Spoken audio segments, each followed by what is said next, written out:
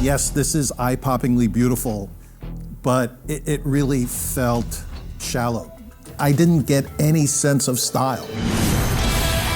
Rogue Games put the call out to find their next big game, and indie developers around the world answered. There are 5 different categories and 5 chances to win. But before they can get the glory, they'll have to try to impress Rogue's hand-picked industry heavyweights, aka our judges. How violent can we make this thing? Because I'd like to turn that up to 10 or 11 if we could. Who will take their idea to the next level and go rogue? It's anyone's game. This is maybe the most competitive genre in gaming, period. Gameplay is important, but video games are a very visual medium, and how a game looks can be the difference between becoming a breakout hit or fading into obscurity. As a publisher, these gorgeous premium games can get out of budget very quickly. Today on Rogue Jam, we're looking for the most eye-poppingly beautiful indie game out there. Push it, go crazy and go as far as you can. Whether that means graphical fidelity or stylish presentation remains to be seen. Looks, style, fluidity, all of those things are important for a shooter. But whoever wins will take home $100,000 in prize money. What would you do with more funding? Like, where would you take the game and what are the plans there? How do you make sure that they actually pick up the controller and keep playing? This is Rogue Jam. Welcome to Rogue Jam. Rogue Games is dedicated to putting great indie titles in the hands of players, and now they're on the lookout to discover their next big game. You're about to watch it all go down. The winners will receive cash prizes and a publishing deal with Rogue, so the stakes couldn't be higher. To help decide the winners, we've put together an all-star group of judges who will have plenty to say about each game. Let's meet our panel of experts. He's the Executive Vice President, Chief Content Officer, and co-founder of IGN Entertainment. Please welcome Per Schneider. Currently overseeing Netflix's licensing and transmedia, Christopher Lee also is the co-founder of En Masse and has worked on games like Halo, Age of Empires, and Need for Speed. Welcome Kimberly Porter-Corbett, Senior Vice President of Digital Publishing at Warner Bros. Games, where she supports the bloody good times players are having in games like Game of Thrones Conquest and Mortal Kombat 11. Chris Archer is the Chief Strategy Officer of Rogue, and his teams have made billions of dollars getting more than 100 games into the hands of gamers. Before becoming the founder and CEO of Rogue, Matt Casamassina also co-founded IGN Entertainment and built Apple's App Store Games editorial team. He was the face of Nintendo for over a decade, launching some of the company's best-selling consoles and handhelds. It's Reggie Fils-Aimé. Reggie, is your body ready? My body is always ready. My body is so ready, I added 30 pounds to it during this COVID time, so I'm even more ready now. Can relate. Today's category is eye-poppingly beautiful. Reggie, does a beautiful game mean anything from a business perspective? Yeah, look, for me, when I'm talking with a developer and looking at the game, I want them to be able to describe why they made the choices for how the game looks. If it all blends together, if it all makes sense, then I could be sold. But if it's beauty just to be beautiful, I'm not sold. First impressions really matter, right? And so when a game is either graphically impressive, it does something, something that pumps out really realistic visuals, or it has a style that makes it stand out and is memorable, I think that's the first step to capturing the attention of someone who might cover that game and then, elevate it and show it to more people. It's not everything, but it is really important. All right, well, let's get things started. Let's see if any of our submissions pop your eyes, brought to you by AWS Game Tech. Let's get popping. I don't really have a background in games. Right now, I'm in university. My game is titled VIGNETTES. It's a momentum-based 2D platformer where the main mechanic is a slide. I've been interested in making games almost my entire life.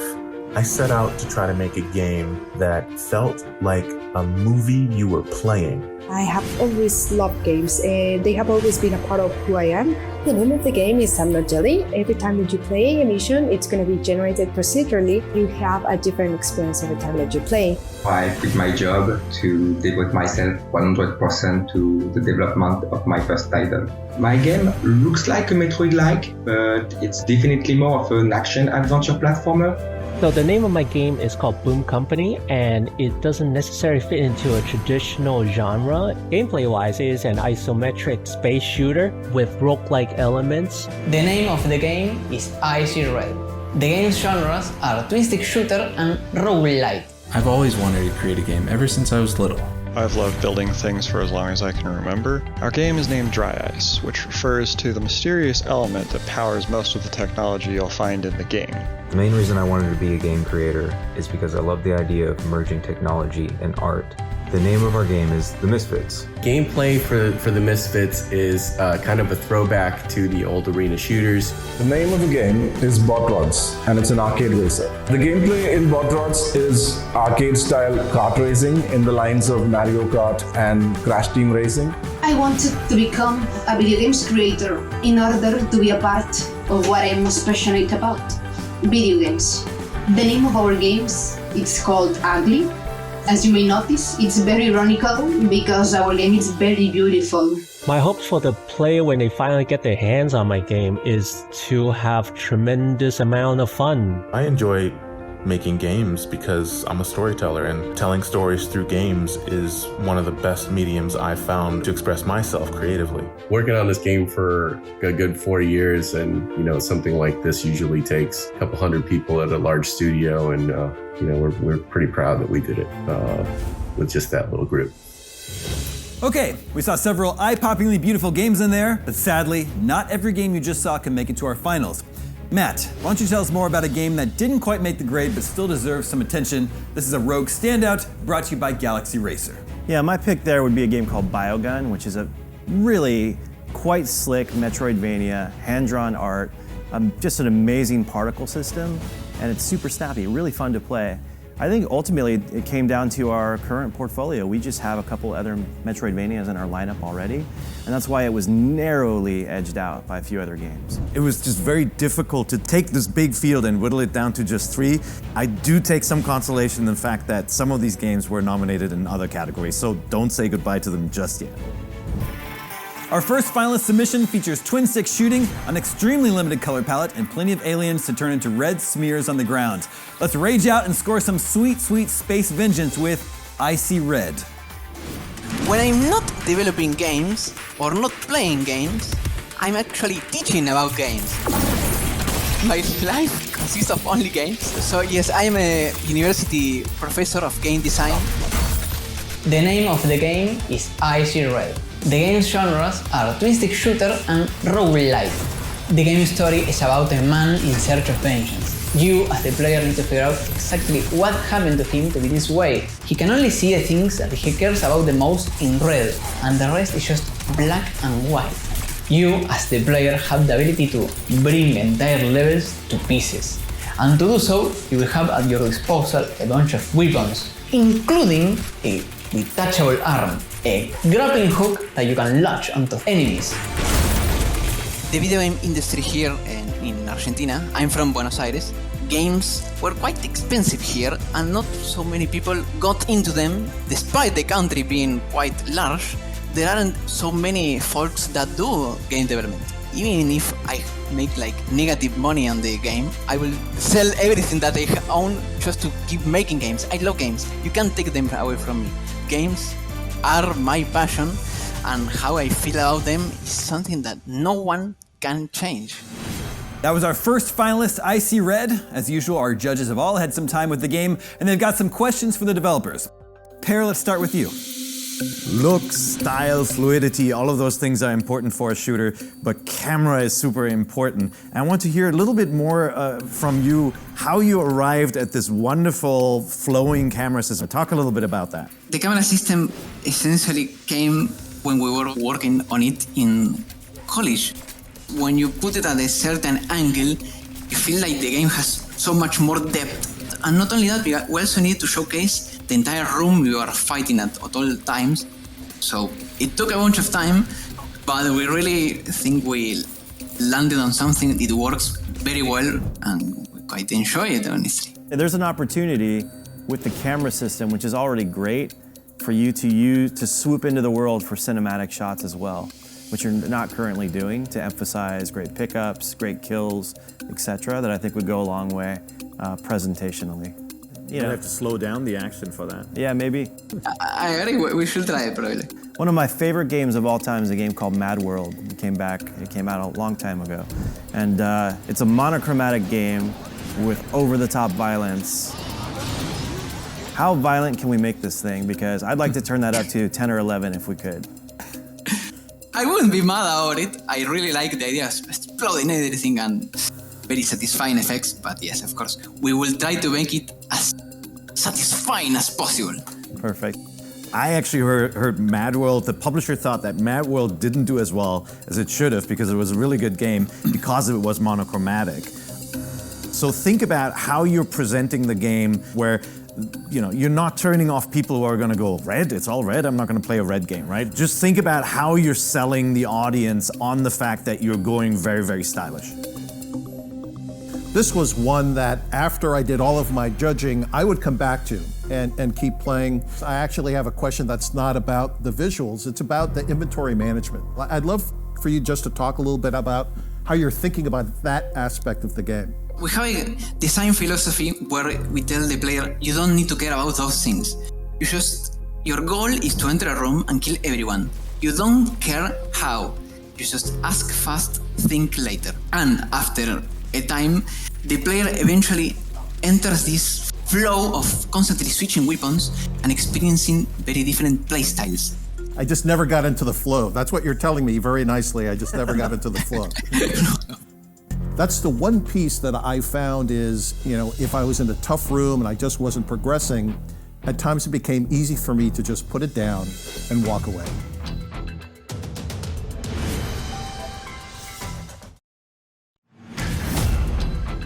I just never got into the flow. That's what you're telling me. That's the one piece that I found is, if I was in a tough room and I just wasn't progressing, at times it became easy for me to just put it down and walk away. And as a game developer, you really have to be thoughtful of how do you make it so that the player is motivated to get back on, to play it again. That's what's going to drive the number of hours playing the game and driving the overall satisfaction. So we would like, of course, and we are currently working on adding a bunch of content that essentially when you die or if you beat the run, you are presented with unlocks that give you more powers, better tools at your disposal, more enemies, more levels, and there is also a very key component that the game at the moment doesn't have, that will have, which is narrative. Meaning, for each run, you will be presented with little bits of narrative components that you are like, what happened here? I would like to play another run to figure out how the story continues. So those are our main goals, to motivate the player to play another run and don't get bored. That's great. You got a lot of work to do. Don't be afraid to set your hooks early. Establish that narrative. I think it's fine to tease it out and keep that unveil happening level after level. But up front, set your hooks, get them motivated so when they get stuck on a level, they continue and they want to keep playing and learn a bit more with each level. Yeah, I agree. I feel that was our mistake when we approached the game. We wanted to, of course, make the game that plays the best can. But of course, we perhaps missed some points along the way. And yes, I agree with you entirely. This was brought up a little bit, but as a publisher, how are you sort of broadening the funnel? Isn't limiting, like you're kind of thinking about where you'll invest in the game to finish it. Just a little more thought around that. As developers, we want to essentially reach as many players as possible. We want the game to be played by everyone. So, marketing. Meaning ads, of course, that is a crucial aspect to reach people. More importantly, a very good way to reach players is to, release the game on consoles. But that's your main focus, essentially, with funding is getting the game out there and marketing and all of that. Exactly. Ultimately, things that I would push you towards are considering things like user-generated content, building a level editor, things like that can really create a longer tail for a game like this, where once people do speedrun it and they're going to, that there is more content for them to play and the community sort of surrounds the game versus pushing it back. But yeah, a level editor will be a great option to have, like you said, a longer tail in the market. All right, Luciano, thank you so much for joining us. I'm afraid we've got to send you back to the ether and let our judges confer. We'll catch up with you a little bit later. Anxious, nervous. I mean, I've been watching all of these folks, including Reggie, of course, legendary Reggie, for so much time that it feels like a really accomplished moment in my, at the moment, quite short career. So it's really, it feels awesome, honestly. And I'm quite thankful to be here. Well, judges, what do we think about I See Red? Do we see $signs? Matt? I really like this stylistically.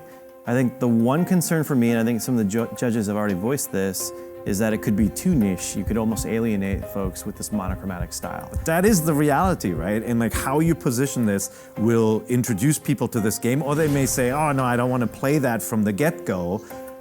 I think if you take it easy and then ease them in and then unleash the red, I think they'll understand why the game looks that way, and I think they'll appreciate it and learn to love it. But we're all dancing around this issue, and the issue is, this may not be the world's best-selling game. It may speak to a niche. There are a lot of niche games that can make a lot of money. Our next finalist, Boom Company, fuses bright neon colors, freeform aerial combat, and plenty of attitude into one out-of-this-world package. Let's buckle in and check it out. I'm Burton Wong, and I'm a game developer.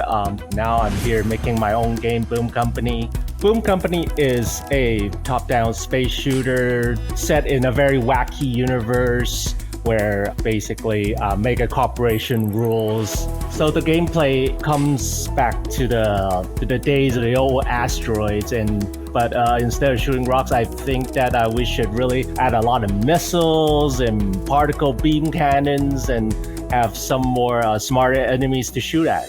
The thing that kind of changed my life a little bit was basically when my dad got sick. I have to quit my animation job in Vancouver and then fly back to Hong Kong and literally I have to struggle to get a job. A lot of times when I'm overloaded, I did think about letting Boom Company go so I can focus on work and stuff like that, because sometimes I do have a responsibility at work to my employer. I cannot sacrifice myself constantly for other people all the time, 100% of the time. I need some time to myself. And it kind of gets me back into the game. All right, judges, you've had hands-on time with Boom Company. Do you have some questions and feedback for Burton? Matt? My question is around your control scheme. It's super unconventional for a bullet hell shooter. I'm just wondering what the inspiration was and where you plan to take it. Yeah, the original was to turn it into a twin-stick shooter, but we ran some tests and it just doesn't feel like you're cruising on a plane when you're actually doing the twin sticks. So we decided to cut out the aiming parts and add thruster controls and stuff like that. And then afterwards, we feel that we kind of lost a little bit of the control that a twin stick shooter provides. So we added back the right stick as a dodge mechanic instead of aim mechanic. There seems to be a couple different visual styles. I'd love to hear what sort of drove that the most. So of course, there's asteroids, and then Space Dandy. We're talking about Cowboy Bebop. We're talking about Gundam and Macross. Basically, it's a big mishmash of sci-fi robot, but have a really funky style to it. Listen, my advice beyond just adding more spaghetti missiles, because I'm on board for all of that. Comedy writing is very difficult. I know you've got some lines of dialogue in there. I would suggest, perhaps investing in some writing resources, just because sometimes that comedy can fall flat, and it's definitely a skill. And if you get the right writers involved, I think that stuff comes to life in a more broad, appealing way, and it just lands better.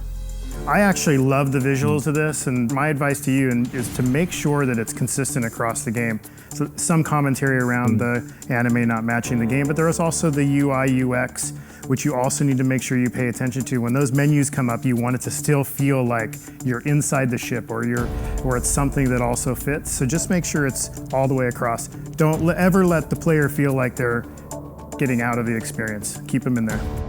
I'll definitely do that. Thank you.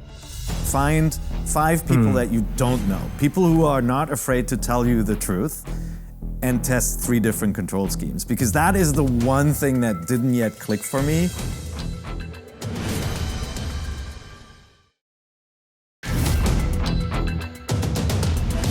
Find 5 people that you don't know, people who are not afraid to tell you the truth, and test 3 different control schemes, because that is the one thing that didn't yet click for me. I watched the footage, I'm like, I want to do that, but when I was playing, I wasn't able to execute that. And you might say get good, and I'll obviously play more and get better at the game, but like that might be a barrier of entry that you can remove, where right off the bat the game will feel right to players. For sure. I'm going to write this down right now, actually. That's a very good point. All right, well, thanks so much, Burton. Now please excuse us for just a minute while the judges confer about Boom Company. I think the interview with the judges is extremely fair. Is tough to hear your own critique of your game, but I think they hit all the right points, and I think I can really use it as a learning experience at the very least, even if I don't win. Well, judges, does Boom Company have the eye-popping beauty it takes to win?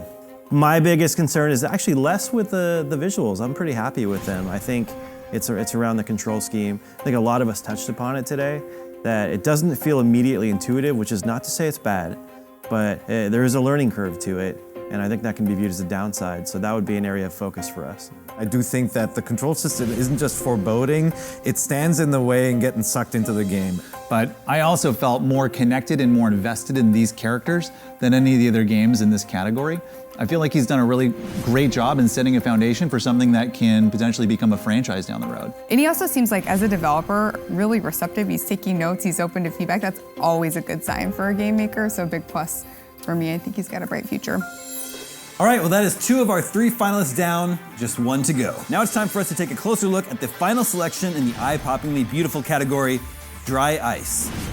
Hi, I'm Daniel Grissom, and I'm with First Breath Studio. I've loved building things for as long as I can remember. Our game is named Dry Ice, which refers to the mysterious element that powers most of the technology you'll find in the game.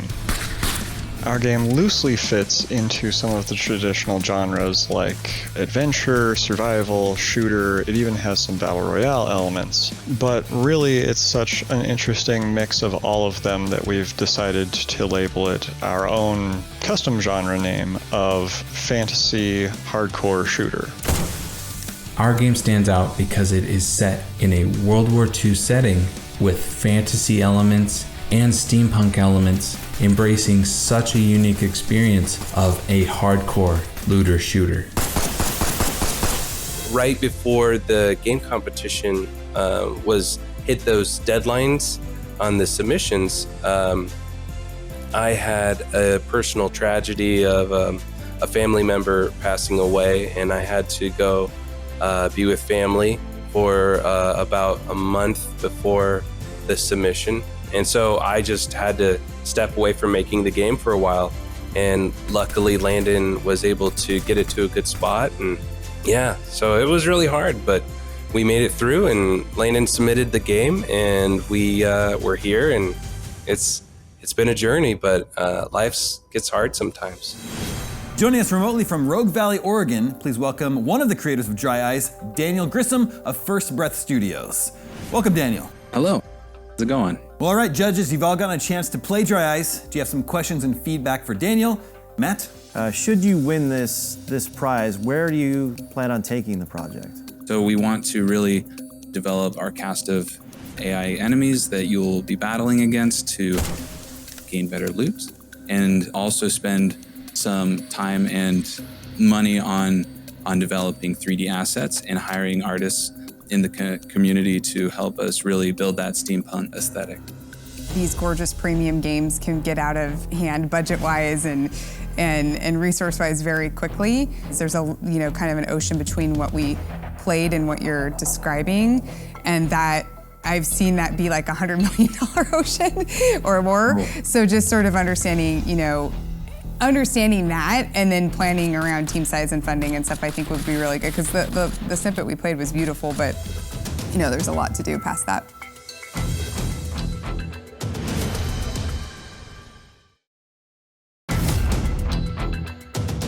There's a kind of an ocean between what we played and what you're describing, and that I've seen that be like $100 million ocean or more. Cool. So just sort of understanding that and then planning around team size and funding and stuff, I think would be really good, because the snippet we played was beautiful, but there's a lot to do past that. So far, what you guys have seen has been a dedicated 3-month effort, and we've built what Dry Ice is thus far. And we're excited that if we had a whole year, what it could become is something that would we'd be very proud of. What are the emotions and feelings you're hoping for the player to go through in your game? When you go and load into a game, you start fresh on that mountainside, and you're faced with a question: do I want to try to get in the thick of it, or do I want to play out the clock and really find the good loot that is on those outskirts? And we wanted to build that sense of mystery and discovery, as well as suspense with that hardcore aspect. I'm glad you're thinking about different play styles. Reading 1940s, I immediately expect to go into a game and kind of feel like it's 1940s, and I didn't get that sense. Think of games like BioShock or the original Fallout, and what they've done to really kind of highlight that it's a long time ago and it's an alternate version. And I think that's when the world will come to life and people really feel like they're immersed in it. All right, well, thanks so much, Daniel. Kindly return to cyberspace while the judges confer. They went really well. I can see that there was some concern on scope, and when it comes to having enough of a steampunk aesthetic, and when having those questions, I really started to think about how we can convey that we do have a very concrete plan in place, and how that 100,000 doesn't seem like a lot, but we have ideas of how we can stretch it out and then really hit those mile markers and fill out the game so that it is a fun experience. Well, judges, candidly speaking, what do we think about Dry Ice? Reggie? Dry Ice had some of the prettiest ferns I've ever seen, some of the prettiest trees I've ever seen. And yes, this is eye-poppingly beautiful. But given the description, given what they're trying to do, I didn't get any sense of style. And I desperately wanted that. BioShock was a great example of something that just worked and it was just done so well. If they can get a little hint of that, the temple with some color and some tech in there and things like that, I think all of a sudden the game changes pretty dramatically. Yeah, it needs that world building, right? They need to rip open that flavor packet and sprinkle some on top to really make it a unique world. It's worth saying this is maybe the most competitive genre in gaming, period. Yep. So you really need to stand out if you're going to compete in that space, whether that's style or pushing on all those other elements. That's right, yeah, absolutely. Okay, the moment of truth is almost here. We've seen a whole mess of eye-poppingly beautiful games. The votes are in, the judges have spoken, and someone is about to log off $100,000 richer. When we return, Rogue CEO Matt Casamassina reveals the winner.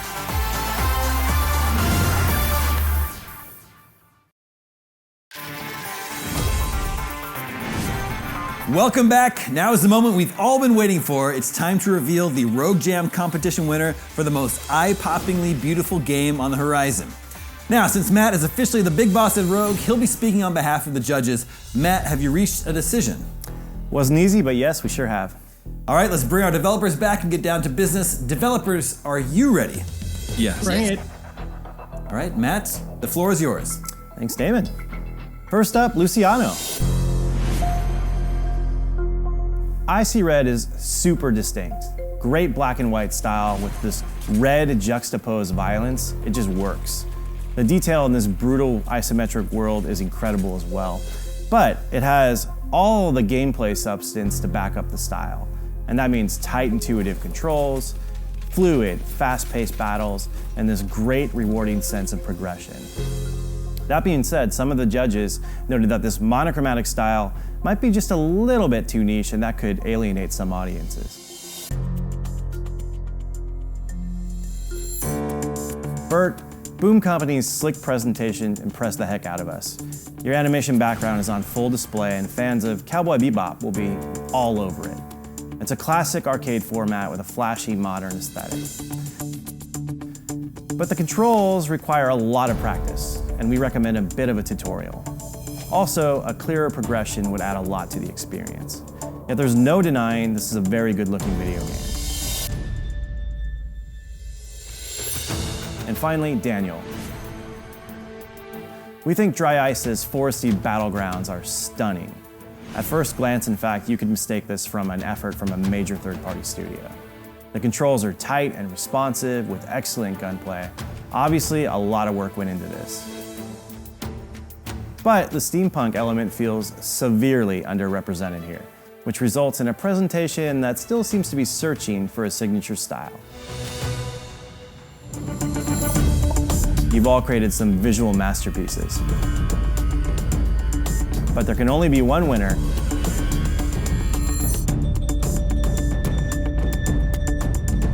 And the winner for the most eye-poppingly beautiful game is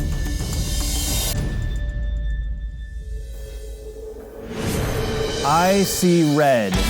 Woo! Woo! Thank you so much. It means a lot to me, and really, I shouldn't take any credit for it. The art department did all the work, and of course, to their games, they look awesome, and I really want to play them. Well, Luciano, congratulations. It looks like you will now see some green. How will this prize money help I See Red? Now that we have the funding, we could perhaps add that blood that so many requested, extra gore. Let's get this game the best it could be. The marketing and the word of mouth will drive it itself. I love your commitment to style, the look of the game, the flow, the way it impacts the player, so don't lose that. Luciano, you're kind and nice and eager to learn. Always stay that way. Thank you so much. You've all been very kind to me. Woo! Woo! Congratulations to our winner, Luciano. A huge thank you to our judges and all the participating developers. And of course, a big thank you to everyone watching at home. We'll see you on the next episode.